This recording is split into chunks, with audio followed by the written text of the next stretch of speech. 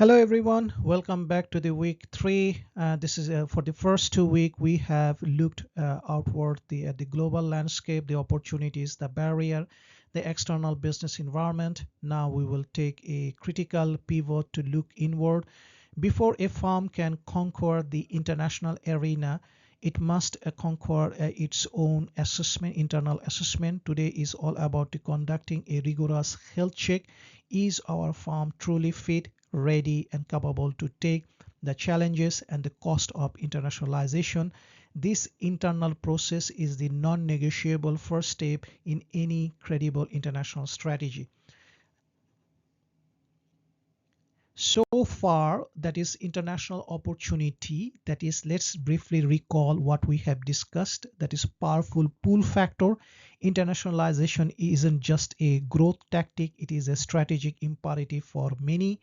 It allows firms to tap into new revenue stream that it can be diluted the dependence on a single market, achieve the significant cost advantage through economic of scale, and this scope and enhance the global brand equity, and it is a pathway to innovation, talent, long-term competitive relevance. But remember, gathering the opportunity is only one side of the coin. And we know that international offers, that is this side reinforces that the why. That means that is the however, this is a crucial questions. That is, we must know that what we just now begin, what should we mean? That means create a global new market customers, grow new global brand presence, achieve the economic of scale and scope, and it is a one of the keep up to ahead of the competitors. That means with the technology, novel technology and the resources, a global business can be ahead of the competitors. And it can also replaces the declining sales in the home market. However, it can be a good opportunity for new revenue stream. Let's define the common approach international business. This model is often the first step. The firm remains fundamentally rooted in their home country, exporting the goods and services, and it can be a lower risk, lower upfront cost, and centralized control. However, the major weaknesses is the potential remoteness from the customer. Without a physical presence, the firm can suffer a lack of deep market insight, making it slow to respond to the local trends and competitor moves, and cultural details can be a fatal flaw.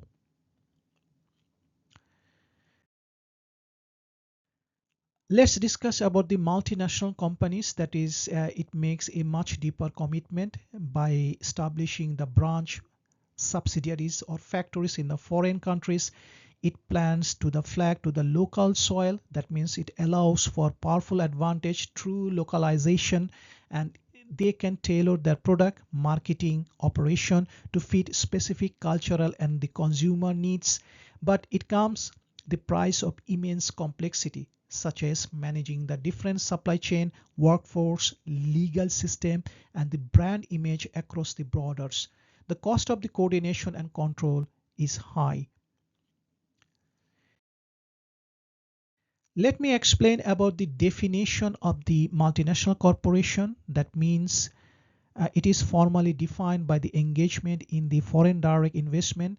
It is not about selling the product in abroad. It is about investing directly, managing the asset in a different countries, and it could be a factory or retail chain or research and development center.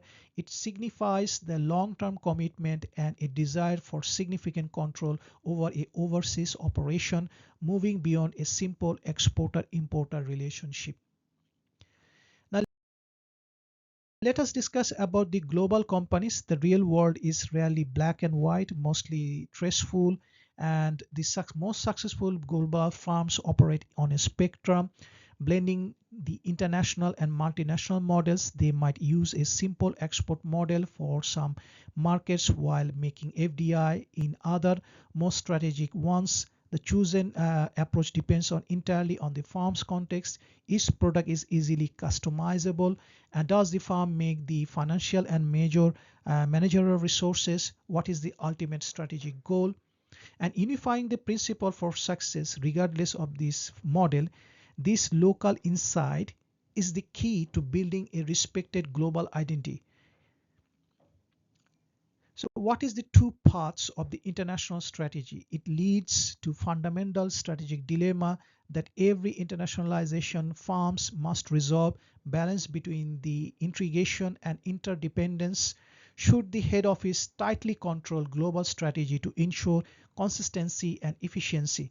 This is the integration. So should it empower the local country managers to take autonomous decision to better respond to their unique market?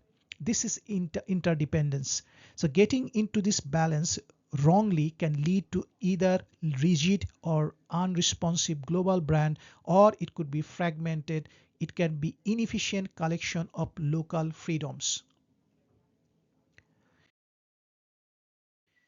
Now, in this perspective, we can frame this dilemma into Michael Porter concepts. The concentration strategy considered the activities in the key location to achieve the cost savings through the standardization and the scale. Think of centralized factories supplying the world. Dispersion strategy, that means on the other hand, it spreads the activity across many countries to adopt the local advantage and the customer preference. Think of a food company creating unique product for each region. That means art of the international strategy is to decide which activities to concentrate, which to disperse to maximize overall competitive advantage. Here is the internationalization process. This brings the practical framework with the Hollensen 5 stages model.